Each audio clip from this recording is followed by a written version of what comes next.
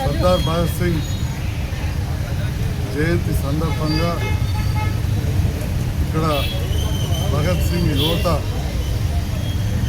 భగత్ సింగ్ విగ్రహాన్ని నెలకొల్పి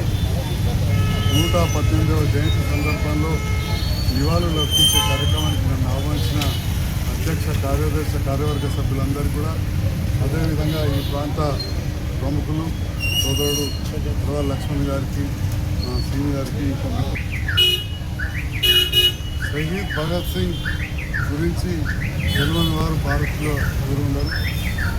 భారతదేశం ఆనాడు బ్రిటిష్ సామ్రాజ్యవాదుల చేతుల్లో నలిగిపోతున్న సందర్భంలో ప్రాణాలు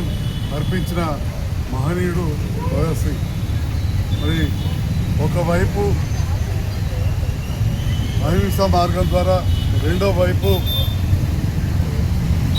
దేనికైనా పోరాడే విధంగా ఉద్యమ రూపంలో భగత్ సింగ్ లాంటి వారు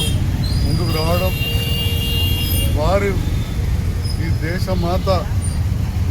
వేసిన సంఖ్యలను విడిపించడానికి, ప్రాణాలు అర్పించడానికైనా సిద్ధపడి వారు ప్రాణాలు అర్పించారు. మరి వారిని ఆదర్శంగా తీసుకొని జగిత్యాల పట్టణంలోని భగత్ సింగ్ యువత్ ఈరోజు జగిత్యాల నడిబొడ్డున స్టేషన్ చౌరస్తా మోచిబజార్ ఏరియాలో, పాత లక్ష్మీతాక్ ఏరియాలో భగత్ సింగ్ విగ్రహం ఏర్పాటు చేయడం, అప్పుడు విగ్రహ ప్రతిష్ట సందర్భంలో అప్పుడు కూడా మమ్మల్ని ఆహ్వానించడం, ఇప్పుడు ఈరోజు కూడా మమ్మల్ని ఆహ్వానించినందుకు మరొకసారి ఆ యువతకు ధన్యవాదాలు తెలుపుతూ, భగత్ సింగ్ ఏదైతే దేశ స్వాతంత్రం కోసం పోరాడాడు, ఈ దేశానికి ఆ తర్వాత వచ్చిన స్వాతంత్రాన్ని నిలుపుకోవడానికి కావచ్చు, ఈ దేశం సుసంపన్నంగా ఉంచడానికి కావచ్చు, మన యువత